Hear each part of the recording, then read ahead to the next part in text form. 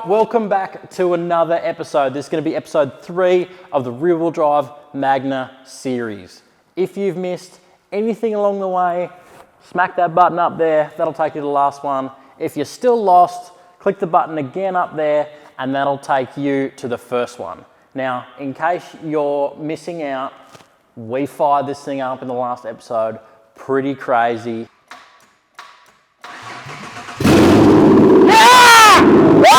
Although, I'm not gonna lie, we did fake some stuff to get there. Nothing's really connected. I'm actually quite surprised it did start, but didn't want to pull everything back out, which we have to do to make the tunnel, weld up the engine mounts, get all the water lines organized without firing the car up. So we've done that now. We can say, tick that off the list. Now, unfortunately, we are gonna have to pull everything out of the car, basically go back to scratch again, just to build it back up again. But now the proof of concept's done, we know it's gonna work. I don't see any reason why it's not gonna work.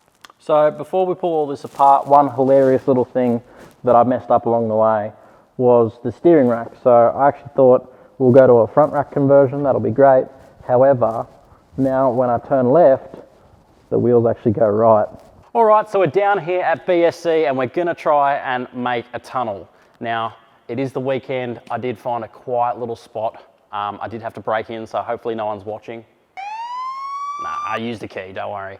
So we're gonna try and make the tunnel. What that includes, I don't really know.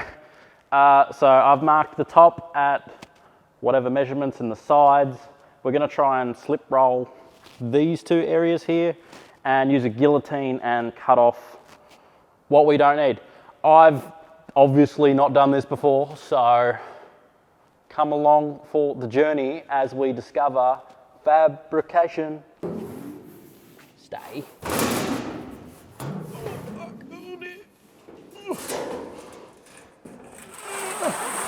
Yes. How do I line this up?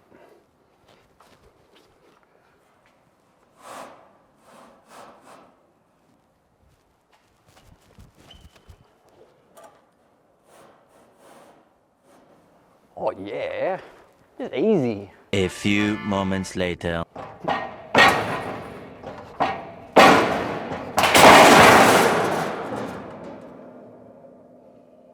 What I'm doing wrong. Later.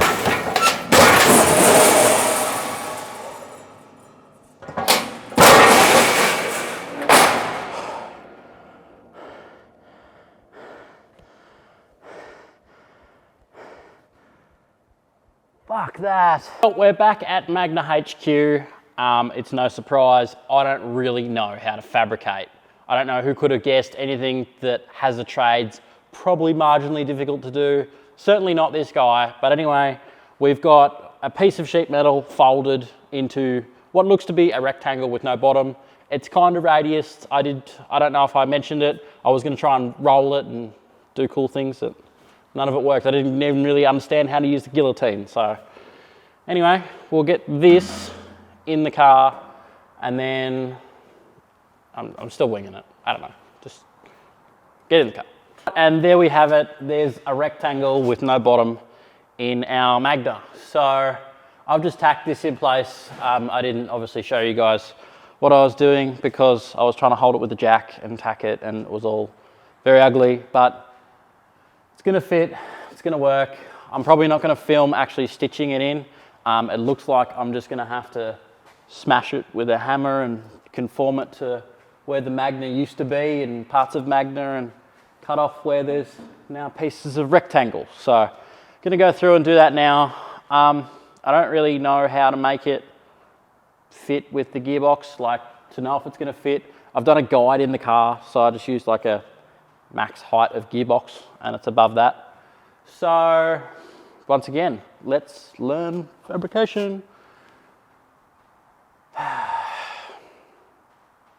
Oh.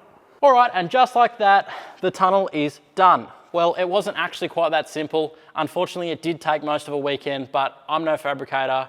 I've just got a MIG welder, a grinder, and a dream.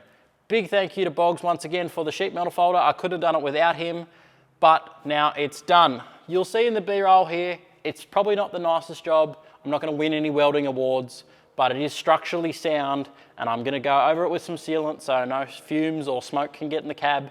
After that, it's probably good enough. So soon we'll get the engine in here, we'll show you guys how much room we have, and after that, it's probably time to proceed with the rest of the build.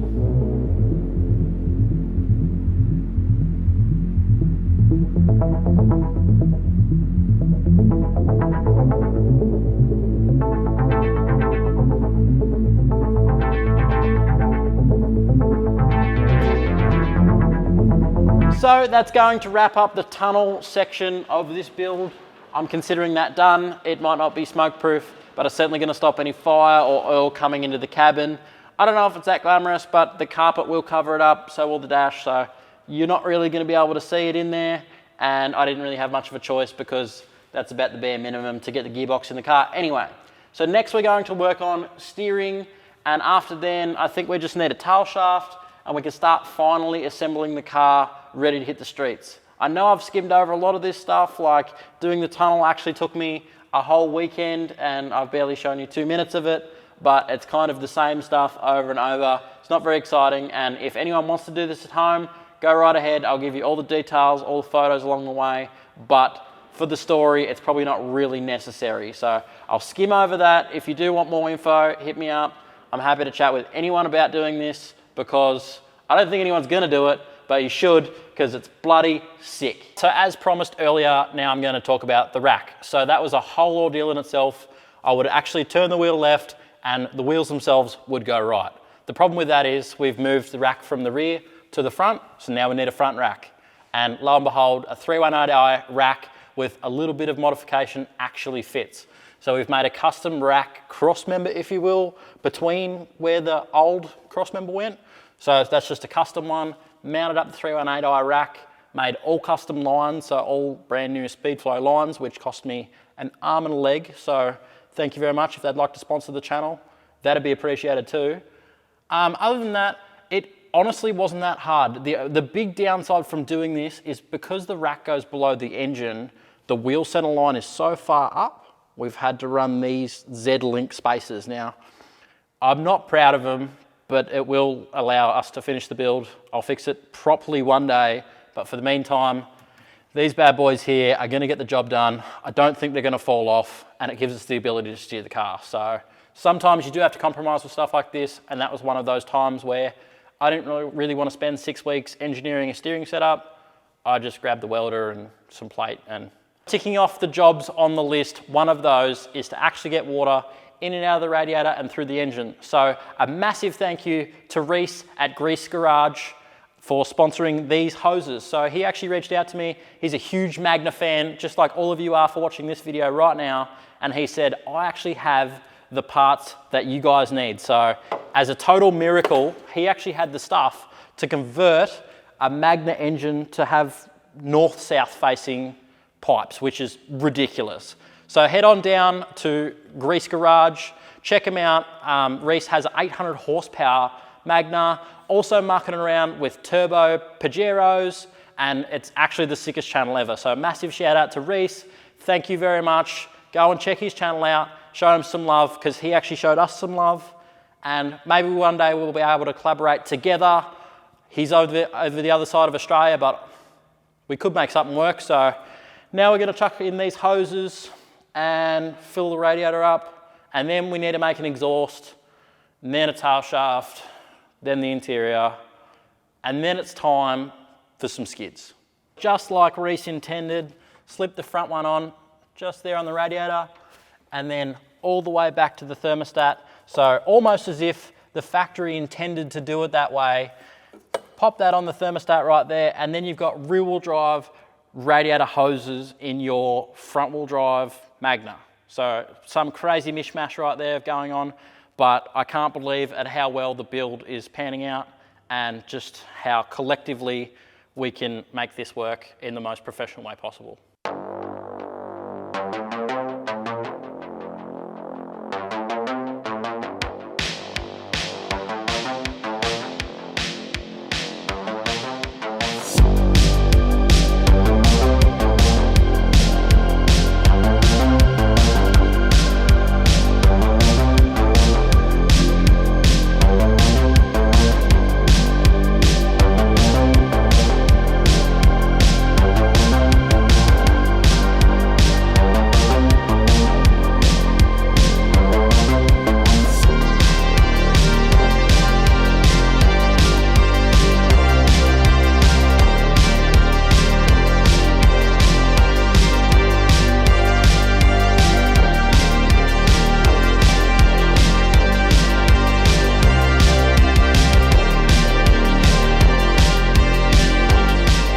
what do we got here, guys?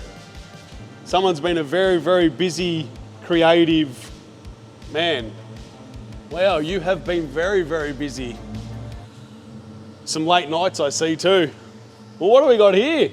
Look at this. What is this? This is a piece of art. We'll go with art. You have outdone yourself. My God. Obviously, you're getting good on the old stick welder, which is good. Have you done tail shaft measurement yet? Yeah, I did. What measurement are we? 1320. Oh, come on, are you serious? Yeah. Mate, this thing's made for drag racing. Look at you go. Wow. You have been very, very busy. Not long now, and this thing will be driving. And that's when the fun begins. I think we've still got a small list of things to do. Finish off the exhaust, tail shaft. Just tidy up a couple of things. Make sure we're not going to die first drive, maybe second. There's a couple of things I'm in question about, like if the AC is going to work. But yeah. All right, well, let's get to it. Let's finish welding this exhaust. When it comes to welding, you should prep everything, but because we're on a budget, we're using brake cleaner. What could possibly go wrong? Not the world's best welder, but I reckon I reckon my competition isn't that bad. Like, what the hell is that? Did he get hungry or something? Anyway, it's not his fault. Let's see if my welds are better. We won't use a helmet just to start off with, because why would we do that? All right. Oh, look at that, the rag's on fire. Well, that's an issue. Oh, look, now the whole fucking bench is on fire. That's why you don't use brake cleaner.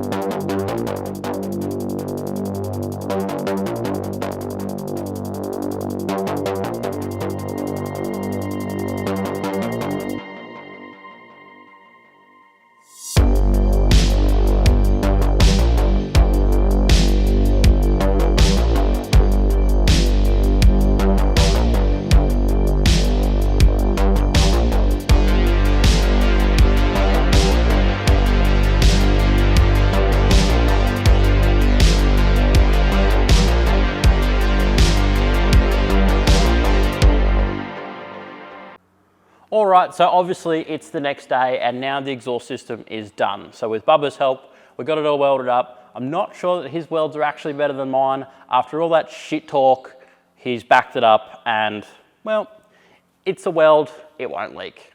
So officially the exhaust system now is 2 1/4 all the way through to like a Y join. And after that Y join, it's 3" all the way back to some JDM muffler I had kicking around, some Jasma, so it's probably more at home on an S13 or a Skyline, but it should sound pretty good, hopefully on the Magna. So now this is all welded up, I thought I'd give you guys just a little overview of what the actual system is. We'll get it in the car, and I actually can't wait to hear how it sounds.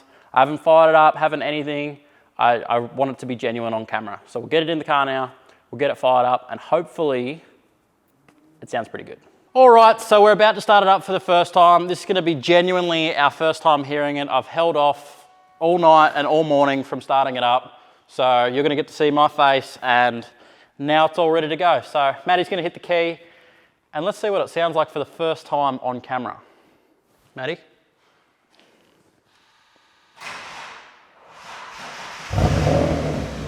Huh.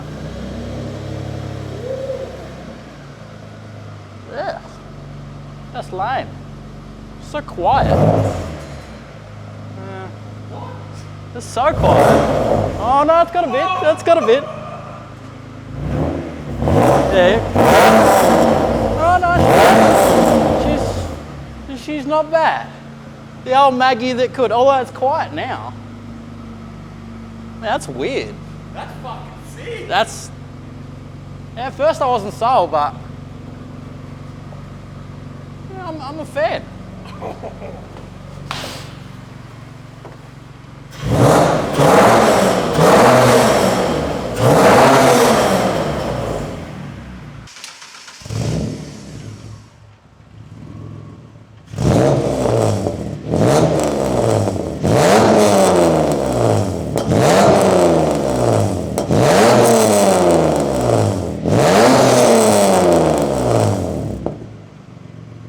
So that's going to round off this episode. So this will be episode number 3.